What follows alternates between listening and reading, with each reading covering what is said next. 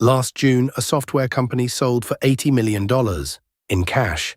The company was 6 months old. It had taken $0 from investors, and it had exactly one owner and for most of its life, one employee. That math shouldn't work. Today, why it's starting to, and the 30-day version of the same play. Welcome to New Wealth, where we reverse engineer how money is actually made in this economy, not how people say it's made. Here's the honest version of this video's title. I'm not promising you $1 million in 30 days. Nobody serious can. What changed is this. The build, the part that used to take a funded team a year, now takes one careful person about a month, because the most expensive employees in software, the researcher, the developer, the copywriter, the support desk, collapsed into a subscription that costs less per month than a team lunch. By the end of this video, you'll have the exact 30-day build order I'd run with Claude. The actual economics of one-person companies that cross $1 million a year, including how rare it really is.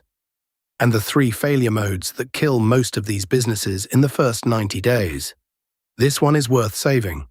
You'll want the framework when you start. First, the evidence that the ground actually moved, because AI changes everything is a slogan, and this channel deals in filings and numbers. The $80 million company is called Base44. An Israeli developer named Maor Shlomo started it in January of 2025 as a side project. Type a sentence, get a working app. 10,000 users in 3 weeks, $250,000 within 6 months, with no marketing budget. In its 5th month, it booked $189,000 in profit. Then Wix wrote him a check for $80 million, cash. He owned 100%. By the end, he'd brought on a small team of 8, and he voluntarily handed them $25 million of the proceeds. But the cap table had one name on it. That's the new shape, and he isn't a unicorn-shaped exception. Peter Levels runs a portfolio, Photo AI, Remote OK, Nomad List, at roughly $3 million a year with 0 employees. The US Census counted about 117,000 one-person businesses, clearing $1 million in annual revenue. And that census was taken before the current tool generation. Solo-founded startups have climbed from under 24% to over 36% of all new startups since 2019. Meanwhile, the tool at the center of this video, Claude Code, went from launch to $1 billion in annualized revenue in about 6 months, over $2.5 billion by early 2026. That's not a product finding customers, that's a labor market quietly repricing itself. But here's the part everyone skips. The tools are the cheap part. The 30 days are mostly not about the tools. So here's the build order I'd actually run. 3 phases: offer, systems, distribution. Days 1 through 7, 8 through 20, 21 through 30. Days 1 through 7. The offer. You don't start by building. You start by picking a bill that businesses already pay. Bookkeeping cleanup, listing photos, compliance reports, onboarding docs, and productizing it. Fixed scope, fixed price, delivered in days. This week is Claude as researcher. Pull apart 50 competitors' pricing pages, map what they charge, find the segment that's overpaying, and write one page that says, this outcome, this price, this turnaround. One offer, not a menu. The single biggest filter between the people who make this work and the people who don't is whether they can say what they sell in one sentence. Days 8 through 20, the systems. Now Claude stops being a chatbot and becomes the org chart, the production seat, the workflow that actually delivers the service, research, drafts, code, analysis, with you as the editor, because your judgment is the product and the machine is the throughput. The developer seat, Claude Code builds the plumbing, intake form, payment link, client dashboard, delivery templates. The kind of internal software that used to be a contractor and $40,000 is now an afternoon. The support and ops seat. Drafted replies, onboarding emails, a knowledge base written from your first 10 client questions. The complete stack runs a few $100s a month, call it $3,000 to $12,000 a year. Payroll for the equivalent 5 seats would run $500,000. That delta, that's the whole thesis of this episode, days 21 through 30.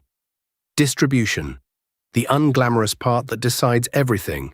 You pick one channel where your buyers already gather, a niche community, a partner list, cold outreach done carefully, or content in exactly your lane, and you go daily. Claude drafts, you approve, nothing ships unread. The goal by day 30 is embarrassingly modest. 3 paying clients, not $1 million.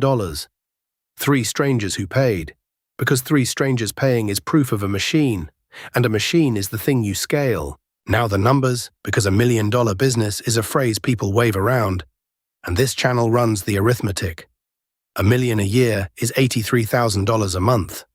The cleanest solo path, a productized service at $2,500 a month.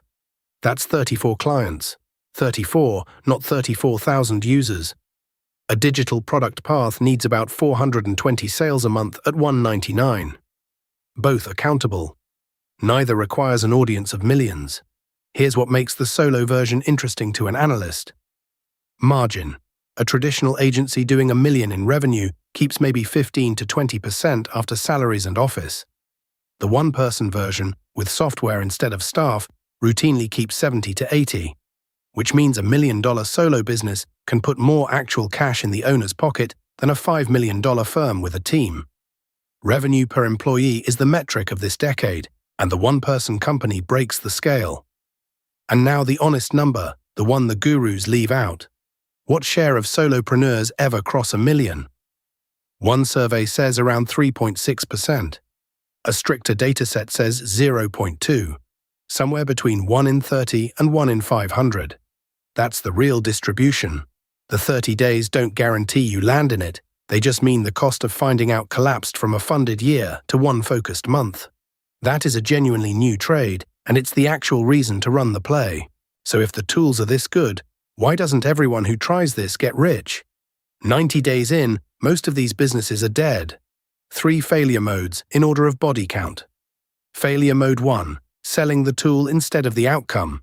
AI-powered is not a product, it's a commodity with a logo, and in 2026 it's every third landing page. Nobody buys Claude from you, they can buy Claude from Anthropic.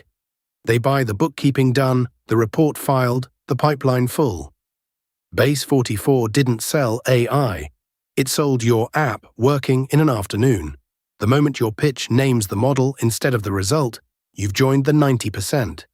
Failure mode 2, building for 30 days and distributing for 0. The builder's trap, polishing the product while nobody knows it exists. Because building feels like progress and selling feels like rejection.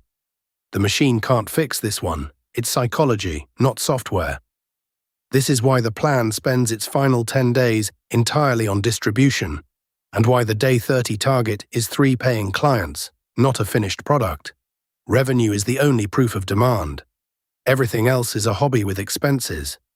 Failure mode 3, automating your judgment instead of your labor. The solo operators who last use the machine for throughput and keep the taste. What good looks like, what this client actually needs, when to say no. The ones who die let it run unsupervised, ship generic output, and discover their clients can smell it. Because those clients have the same tools, and what they're paying for is the judgment on top. The moment nothing in the loop requires you, your margin is someone else's feature. Your judgment is the moat. The machine is just the leverage on it. That's the frame worth screenshotting: outcome over tool, distribution over polish, judgment over automation. Miss any one of the 3 and the other 2 won't save you. Now the balanced analyst caveats, because this channel doesn't sell dreams. The model costs money at scale. Margins move when API prices do. The platforms you distribute on can change the rules overnight. And a business this easy to start is, by definition, easy for the next person to start too. Which means the durable asset was never the software. It's the niche you own and the reputation you compound. Moats made of relationships survive model upgrades. Moats made of prompts don't. Comment trap, question. You've got Claude and 30 days. What's the one bill businesses in your world already pay that you'd productize? Most specific answer gets pinned. Vague ones don't count. That's the whole lesson of this episode. Save this video. Day 1 goes better with the framework open. Next episode, the quiet millionaires of the internet. No fame, no followers, serious money. We'll find out how they actually did it. Subscribe so it finds you.